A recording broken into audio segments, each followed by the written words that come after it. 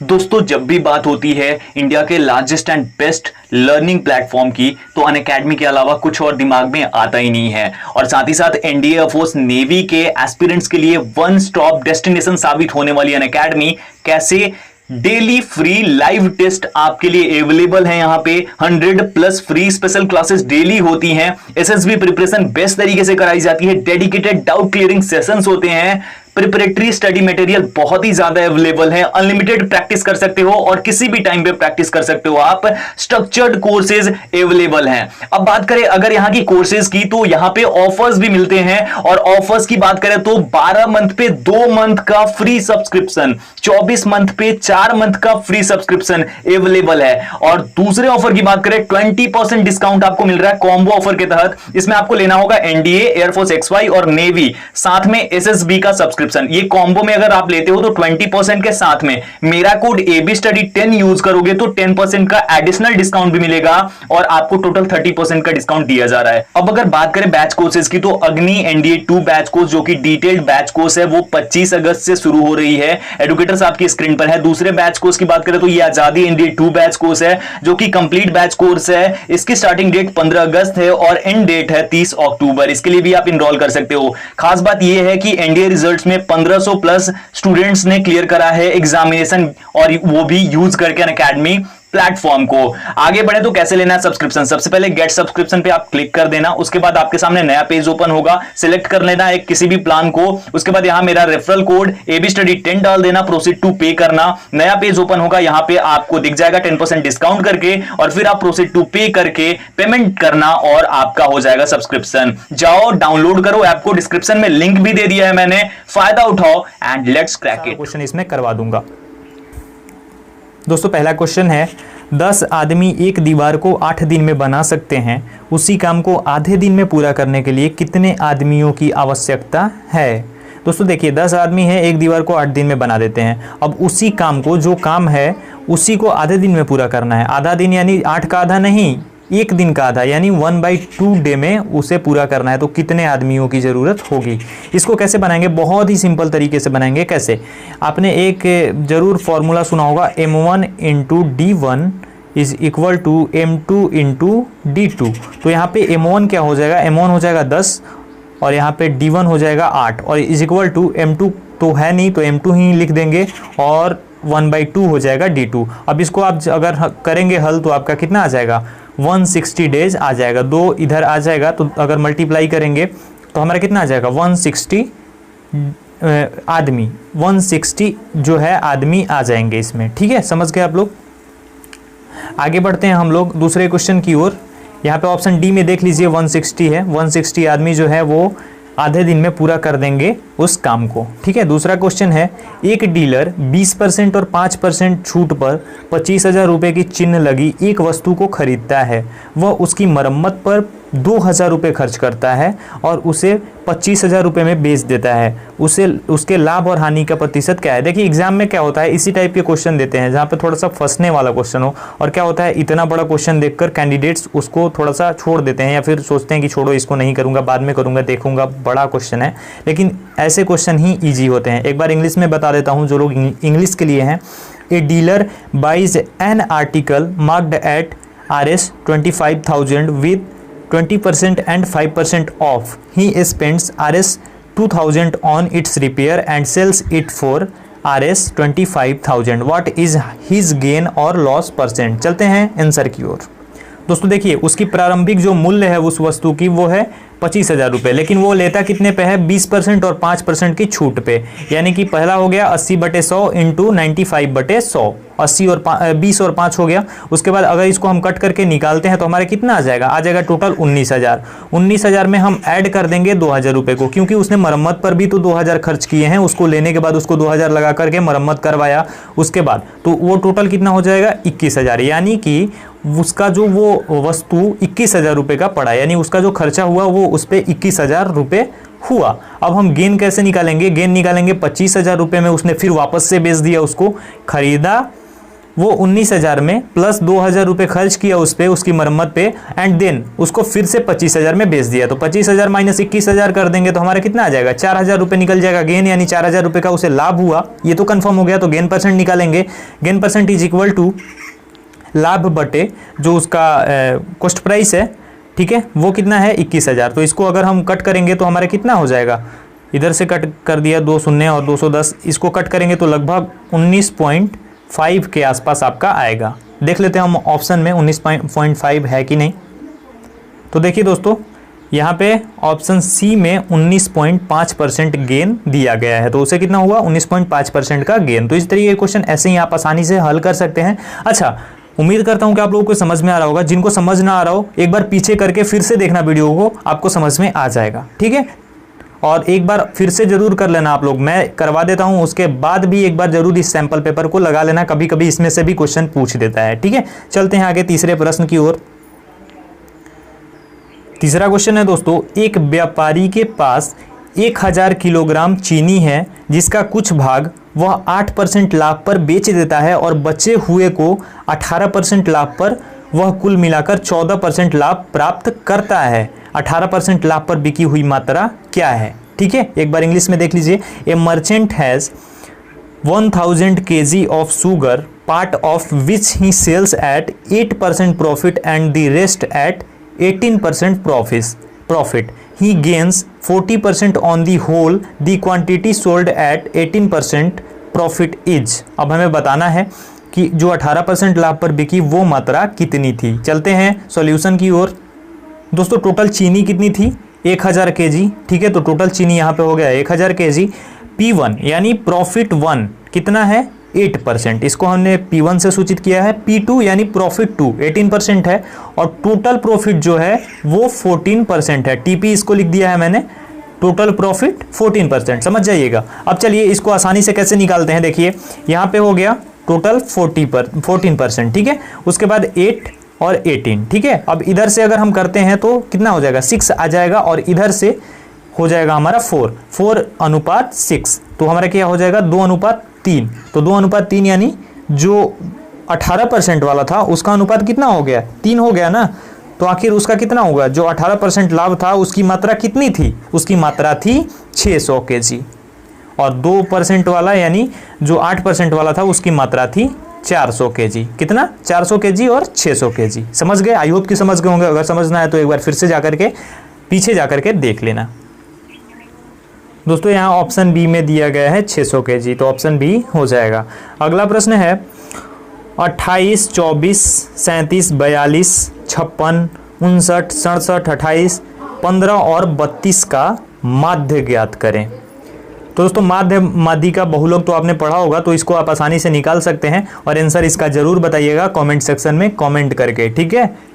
I hope कि आप में से बहुत सारे लोग कर लेंगे। यार ये नहीं कर पाओगे तो कैसा क्वेश्चन आप कर पाओगे, तो जरूर करके और कमेंट सेक्शन में कमेंट जरूर करना कि इसका जो है आंसर कितना आएगा। ऑप्शंस भी आपके सामने हैं। अच्छा अगला क्वेश्चन, समीकरण x² minus 8x plus 15 is equal to 0 का मूल है। The roots of the equation x² minus 8x plus 15 is equal to 0 are. अब ऑप्शन आपके सामने है, चलते हैं आंसर की ओर।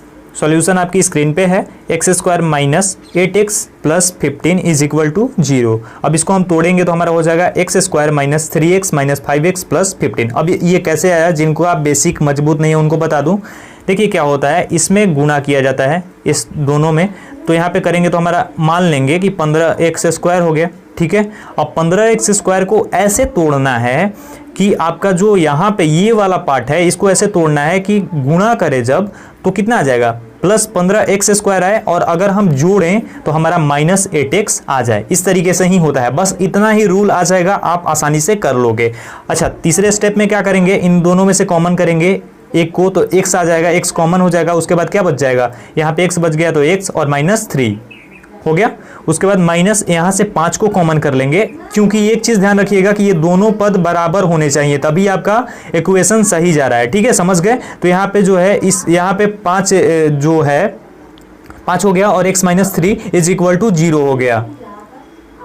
अब इसके आगे क्या होता है, जो ये वाला है x x माइनस 3 और x माइनस 3, इसमें से एक कॉमन हो जाता है, बाहर आ जाता है, और एक ये x माइनस 5 हो जाता है। तो x माइनस 5 और x माइनस 3 हो गया इज इक्वल टू 0। अब x minus 3 is equal to 0, x is equal to 3, यानी एक जो है 3 आ जाएगा और दूसरा क्या आएगा, x minus 5 is equal to 0, तो x इज इक्वल टू 5, यानी एक हो जाएगा 3 और एक हो जाएगा 5, दोनों यहीं आ जाएंगे। देखते हैं ऑप्शंस में। दोस्तों देख लीजिए आप लोग ऑप्शंस में, यहाँ पे ऑप्शन बी में है 3 और 5, तो यही होगा आपका राइट आंसर। दोस्तों बहुत ही सिंपल तरीके से बता रहा हूँ, आई होप कि आप लोगों को समझ में आ रहा होगा। अगर समझ में आ रहा हो तो लाइक और शेयर जरूर कर देना इस वीडियो को, क्योंकि बहुत मेहनत लग रही है यार बनाने में, तो प्लीज़ एक लाइक और एक शेयर। अब चलते हैं आगे। एक समद्विबाहु त्रिभुज की प्रत्येक बराबर भुजा और तीसरी भुजा का अनुपात 3:4 है। यदि त्रिभुज 18√5 स्क्वायर यूनिट के त्रिभुज की तीसरी भुजा है, the ratio of length of each equal side and the third side of an isosceles triangle is 3:4 if the area of the triangle is 18√5 square units, the third side is। Options आपके सामने हैं और चलते हैं हम solution की ओर। Guys ये है समद्विबाहु त्रिभुज है, तो इसको हमने ले लिया 3x और 3x, दो भुजाएं बराबर होंगी 4a, इसको x भी हमने मान लिया। उसके बाद अब 3:4 है यहाँ पे, ठीक है। अब area of triangle is equal to 18 square 5 square unit, ठीक है। ये है समद्विबाहु त्रिभुज का एरिया 1/2। उसके बाद आपका हो जाएगा x under root over x square minus a/2 square, ठीक है। अब चलते हैं हम 18√5 is equal to 1/2 4x, a की जगह पे 4 भी माना है हमने, ठीक है, तो 4x भी हो जाएगा, ठीक है। x मान लिया है ना यहाँ पे, देख सकते हैं आप लोग, तो ये है। अब हो जाएगा उसके बाद 3x स्क्वायर माइनस 4x/2 का होल स्क्वायर, दोनों का होल स्क्वायर है, और उसके बाद अंडर रूट ओवर है, ठीक है। अब चलते हैं आगे नीचे की ओर। 18√5 इज इक्वल टू 2x, और उसके बाद हो जाएगा इसका 9x square minus 4x square, ठीक है, समझ रहे हैं आप ना। उसके बाद आगे हो गया 18√5 is equal to under root over 5x square into 2, ठीक है। इसमें से ये जो माइनस हो गया तो इसलिए 5x स्क्वायर हो गया अंडर रूट में। आगे आते हैं हम यहाँ पे, तो x square is equal to 9, और ये 5 जो है कट जाएगा, ठीक है, और ये वाला जो है यहाँ से कट जाएगा, ठीक है। तो और x इज इक्वल टू 3, ठीक है। तो तीसरी भुजा क्या हो जाएगी, 4x is equal to 4 into 3। यहाँ पे x square is equal to 9 हुआ ना, तो x स्क्वायर, तो x में हम लाएंगे इसको, जब करेंगे तो इसको स्क्वायर हो जाएगा, यहाँ पे अंडर रूट आ जाएगा, तो इसका क्या हो जाएगा, 9 का वर्गमूल 3 ही होगा ना, 3 आ गया, ठीक है। तो एक भुजा 3 हो गई, तो तीसरी भुजा क्या हो गई, x का मान जब हम 3 निकाल लिए तो तीसरी भुजा हमारी क्या होगी, तीसरी भुजा हो गई 4 इंटू 3, तो हमारा कितना हो गया 12 यूनिट, 12 यूनिट हो गई। चलते हैं ऑप्शन की ओर। दोस्तों यहाँ पे ऑप्शन बी में आप लोग देख सकते हैं, इसका भी ऑप्शन बी होगा 12 यूनिट, ठीक है, ये राइट आंसर हो जाएगा। समझ ना आया हो तो फिर से एक बार देख लेना पीछे करके वीडियो को। चलते हैं अगले प्रश्न की ओर। शांतनु की टोपी 7 सेंटीमीटर और 24 सेंटीमीटर ऊंचाई के वृत्ताकार शंकु के आधार में है, तो इस प्रकार की 5 टोपियों को बनाने के लिए कितनी शीट चाहिए। Shantanu's cap is in the form of a right circular cone of base radius 7 centimetre and height 24 centimetre. Find the area of the sheet required to make 5 such caps. तो यहाँ पे हमें निकालना है 5 टोपियाँ बनाने के लिए कितनी शीट चाहिए, वो निकालना है हमें। चलते हैं सॉल्यूशन की ओर। दोस्तों शंकु है, ठीक है, वहाँ पे आर क्या है, इसके लिए 7 है, एच क्या है 24 है। अब हम एल निकाल लेंगे तो एल क्या हो जाता है under root over H square plus R square, तो 24 का स्क्वायर प्लस 7 का स्क्वायर 576 प्लस 49 हो जाएगा 625। 625 का अगर हम वर्गमूल निकालेंगे तो हमारा एल इज इक्वल टू 25 आ जाएगा। एल कितना निकल जाएगा 25। अब हम एक कैप का वक्र पृष्ठ का क्षेत्रफल निकालेंगे, पाई आर एल होता है वक्र पृष्ठ का क्षेत्रफल। ये एक प्रॉपर मैं वीडियो बना के बता दूंगा कौन सा किसका क्षेत्रफल के लिए कौन सा जो फॉर्मूला है अप्लाई किया जाता है। चलिए तो क्या होता है, पाई का मान 22/7 इंटू 7 इंटू 25। अब हम 7 से कट कर देंगे यहाँ पे, तो 22 में 25 से गुणा करेंगे तो 550 आ जाएगा, ठीक है। एक कैप का ये क्या हो गया वक्र पृष्ठ का क्षेत्रफल हो गया 550। अब नीचे आते हैं, 5 कैप के लिए अगर हमें निकालना है तो 5 में और 550 से गुणा कर देंगे, आराम से निकल जाएगा। तो टोटल कितना हो जाएगा 2750 स्क्वायर सेंटीमीटर या फिर सेंटीमीटर स्क्वायर। इतनी सीट चाहिए 5 टोपी उसी प्रकार की बनाने के लिए। चलते हैं ऑप्शंस की ओर। गाइस देख सकते हैं इसमें भी ऑप्शन बी ही है, यानी 2750 स्क्वायर सेंटीमीटर। ठीक है, तो यही हो जाएगा राइट आंसर। दोस्तों आई होप कि आपको समझ में आ रहा होगा, पसंद भी आ रहा होगा। अगर पसंद आ रहे हो, अभी तक सब्सक्राइब नहीं किया तो सब्सक्राइब कर देना यार। अगला क्वेश्चन हम लोग देखेंगे। दोस्तों अगला क्वेश्चन है cos square x plus sec square x का न्यूनतम मान क्या होता है। दोस्तों cos square x plus sec square x का न्यूनतम मान हो जाता है ऑप्शन सी, यानी 2 होता है इसका न्यूनतम, यानी minimum value. The minimum value of cos square x plus sec x square x is 2। Okay, next question. अगला प्रश्न है 2 साड़ी और 4 शर्ट की लागत 16,000 रुपये है, जबकि 1 साड़ी और 6 शर्ट की लागत समान है। 12 शर्टों की लागत है। The cost of 2 saris and 4 shirts is Rs 16,000 while 1 saree and 6 shirts cost the same. The cost of 12 shirt is, तो हमें बताना है 12 शर्टों की लागत क्या होगी। चलते हैं सॉल्यूशन की ओर। देखिए कितने आसान तरीके से मैंने बताया है इसे। देखिए कैसे लिखा है, 2 sari plus 4 shirt is equal to 16,000। 1 sari plus 6 shirt is equal to 16 into 2। ठीक है, इसको इक्वल करने के लिए अब यहाँ पे हो जाएगा हमारा 2 sari plus 4 shirt is equal to 16,000, 2 sari plus 12 shirt is equal to 32,000। इसको हमने इक्वल कर दिया इन दोनों को। ठीक है, अब यहाँ पे माइनस से यहाँ पे माइनस कर देंगे। और ये आपने पढ़ा होगा 10th क्लास में, सेम 10th लेवल है। आपको एमआर क्रैक करना है तो आपको 10th में एक बार फिर से वापस से जाना पड़ेगा उस जमाने में। ठीक है, चलिए अब यहाँ से ये कट हो जाएगा और यहाँ से कितनी साड़ियाँ बचेंगी, -8 शर्ट यहाँ पे हो जाएगा। उसके बाद इज इक्वल टू -16,000, तो माइनस माइनस कट जाएगा, यानी 8 शर्ट इज इक्वल टू 16,000। तो अगर हम इसको कट करेंगे, फिर से वापस से आगे कट कर देंगे 8 से 16,000 को, तो शर्ट इज इक्वल टू, यानी यहाँ पे एक छुपा हुआ है, ये तो पता है आप लोगों को एक छुपा रहता है, तो 1 शर्ट इज इक्वल टू 2,000। तो 12 शर्ट इज इक्वल टू कितना हो जाएगा, 12 में 2,000 से गुणा कर देंगे 24,000, यानी 12 शर्ट की लागत जो होगी वो 24,000 रुपये होगी। चलते हैं ऑप्शंस की ओर। दोस्तों यहाँ पे ऑप्शन बी देख लीजिए आप लोग, ऑप्शन बी में है 24,000 रुपये। ये अंत हल के लिए क्वेश्चन कर रहा है दोस्तों, तो इसका आप लोग एक बार इसको हल करके और ज़रूर बताइएगा। ठीक है, इस टॉपिक को मैं क्लियर करवाऊंगा। वैसे ये एग्ज़ाम में बहुत कम ही पूछा जाता है, लेकिन इस टॉपिक को मैं पूरा क्लियर करवा दूंगा। और वैसे आप लोग ज़रूर बताइएगा कि आपका आंसर क्या होगा। अनंत हल है, यहाँ पे वही पूछा जा रहा है। और उसके बाद ये जो मान निकालने वाला है, ये भी बहुत ईजी क्वेश्चन है। और अगर आपने 10th क्लास में पढ़ा होगा, ठीक है, अलजबरा, तो वहाँ पे आपको पता होगा कि ये इस टाइप के क्वेश्चन कितनी आसानी से बन जाते हैं। तो आप इसको भी बनाइएगा, इन दोनों क्वेश्चन को बना करके, और एक ऊपर बताया उस क्वेश्चन को भी आप ज़रूर बताइएगा कि इनका आंसर क्या आ रहा है। ठीक है, अब चलते हैं हम आगे 12 नंबर क्वेश्चन की ओर। यदि a square plus b square is equal to 2, 3, 4 234 और a b is equal to 108, तो ए प्लस बी बटे ए माइनस बी का मान ज्ञात करें। If a square plus b square is equal to 234 and a b is equal to 108, find the value of 1 plus b a plus B by A minus b. चलते हैं solution की ओर। दोस्तों question में क्या है, a square plus b square is equal to 234 और a into b is equal to कितना है 108। अब हमें बताना है ए प्लस बी बटे ए माइनस बी का मान क्या होगा। तो a square a plus B का whole square minus 2 a b is equal to 234। ठीक है, उसके बाद ए प्लस बी का whole square minus 2 into a b है, तो ए बी के जगह पे 108 हम रख देंगे ना, इज इक्वल टू 234। अब आगे करेंगे तो ए प्लस बी का whole square is equal to 234 plus 216, तो ए प्लस बी का whole square is equal to 450। इन दोनों को जोड़ दिए। अब a plus B is equal to under root over 450, तो हमारा क्या हो जाएगा, आगे चलते हैं। ए माइनस बी का होल स्क्वायर प्लस, अब दूसरे के लिए 2ab इज इक्वल टू 234। ठीक है, उसके बाद ए माइनस बी का होल स्क्वायर प्लस 2 इंटू 108, ये माइनस वाले के लिए है। ठीक है, तो यहाँ पे हो जाएगा 234। ए माइनस बी का whole square plus 216 is equal to 234। A plus B का whole square is equal to 18 और A plus B is equal to under root over 18। ठीक है, समझ में आ गया।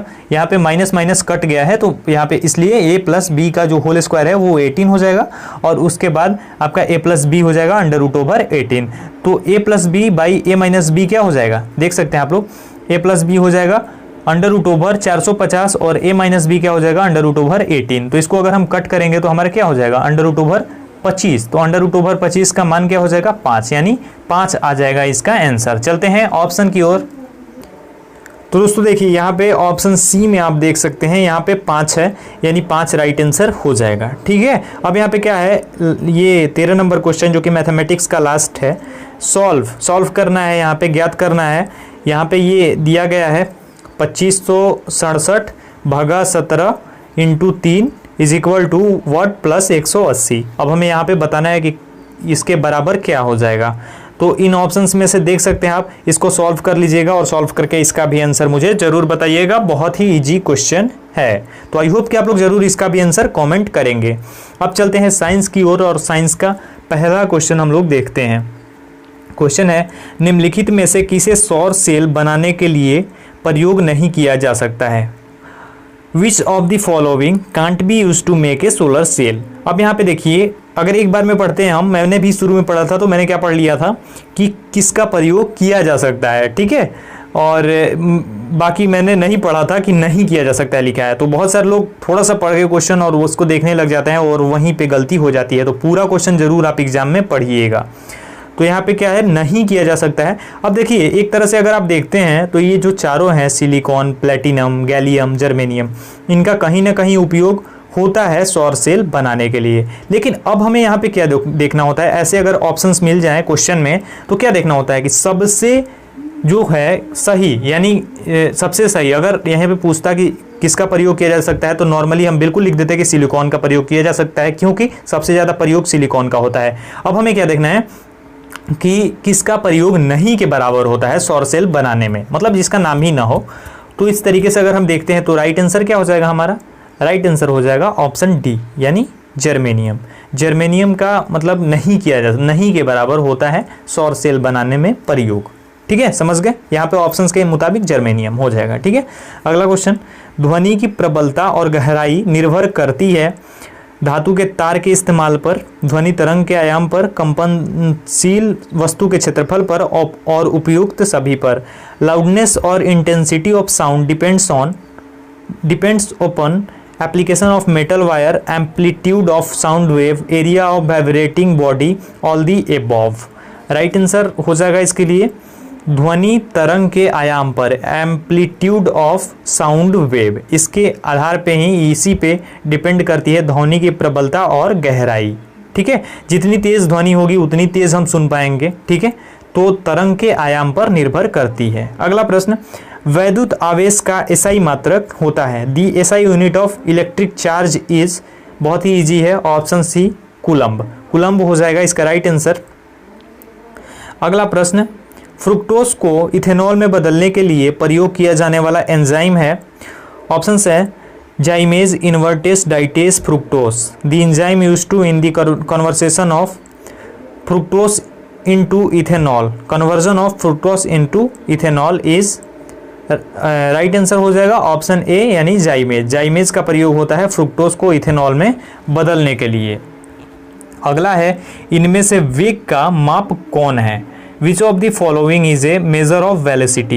यहाँ पे देखिए, इन तीनों ऑप्शन में, चारों ऑप्शन में देखिए एक ही ऑप्शन है जो कि बिल्कुल सही दिखाई दे रहा है। इसमें देखिए 30 सेकेंड, क्या 30 सेकेंड, या फिर यहाँ पे देखिए 30 साउथ, क्या 30 साउथ मतलब क्या हुआ यहाँ पे। उसके बाद देखिए 30 मीटर सेकेंड, क्या 30 मीटर सेकेंड।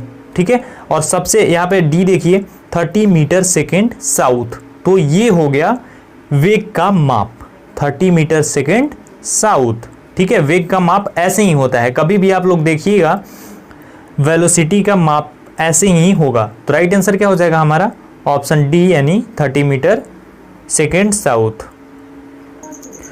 थर्मस बोतल जिसमें कॉफ़ी रखी हुई है को पूरी तेज़ी से हिलाया जाता है। यदि कॉफ़ी को एक प्रणाली माना जाए तो कॉफ़ी का तापमान थोड़ा बढ़ेगा, घटेगा, पहले जैसा रहेगा, कह नहीं सकते। ये thermos bottle containing coffee is vigorously shaken. If the coffee is considered as a system, then the temperature of coffee will increase slightly, decrease, remain same, can't say. Right answer हो जाएगा ऑप्शन ए, यानी increase slightly, थोड़ा बढ़ेगा।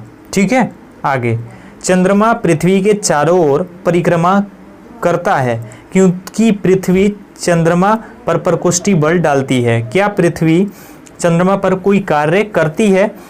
Option है नहीं, हाँ कभी कभी, हाँ हमेशा कह नहीं सकते। The moon revolves around the earth because the earth exert a radial force on the moon. Does earth perform work on the moon? No, yes sometime, yes always, can't से।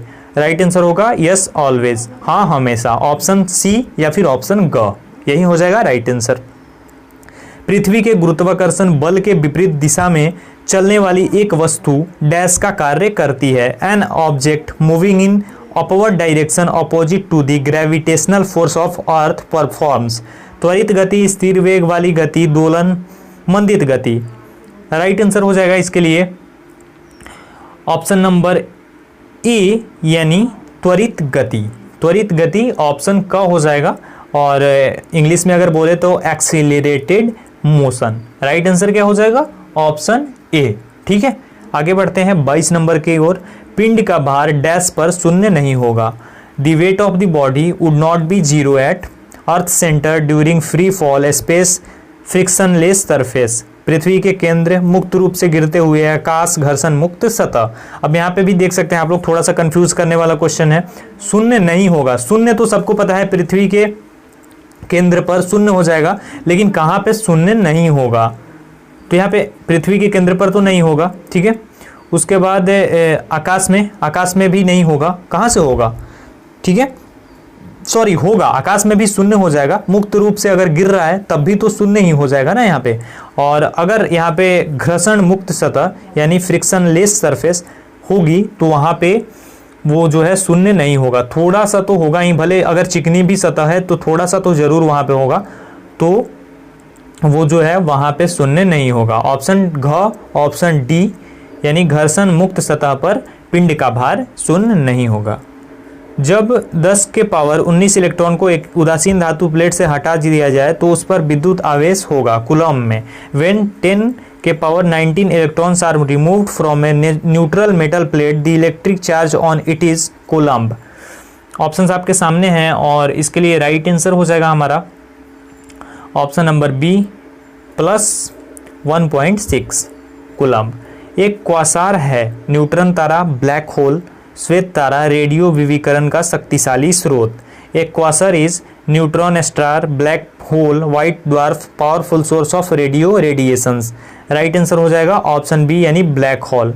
जो है क्वासार जो होता है वो एक ब्लैक होल है, बहुत बड़ा ब्लैक होल है। गर्म करने पर ठोस सीधा गैस बन जाता है। इस प्रक्रिया को कहते हैं ऊर्ध्वपातन, वाष्पीकरण, विसरण, संघनन। On heating solid is directly converted into gases state. The process is called sublimation, evaporation, diffusion, condensation. Right answer क्या हो जाएगा? ऑप्शन ए सब्लिमेशन या फिर ऊर्ध्वपातन। इसको ऊर्ध्वपातन प्रक्रिया बोलते हैं। तो दोस्तों फाइनली हमने कंप्लीट कर लिया इस सैंपल पेपर को जो कि था आप लोगों के लिए। तो आप लोग देख सकते हैं 25 क्वेश्चंस इसको हमने कंप्लीट कर लिए आज, और आई होप कि आपको ज़रूर वीडियो पसंद आएगी। बहुत थक गया हूँ बोलते बोलते लगातार से, तो अब कुछ ज़्यादा नहीं बोलूँगा। वीडियो अगर पसंद आया तो वीडियो को लाइक कर देना, शेयर करना अपने दोस्तों के साथ ज़्यादा से ज़्यादा, और चैनल पर नए हैं आप तो चैनल को सब्सक्राइब करके बेल आइकन को ज़रूर प्रेस कर लेना। और हाँ, इंस्टाग्राम पे ज़रूर से फॉलो कर लेना, लिंक डिस्क्रिप्शन में है, वहाँ पे ही सब इंपॉर्टेंट चीज़ें आपको मिलने वाली हैं। तो बस इस वीडियो में इतना ही दोस्तों, मिलता हूँ अगली वीडियो में, तब तक अपना ख्याल रखिए। धन्यवाद।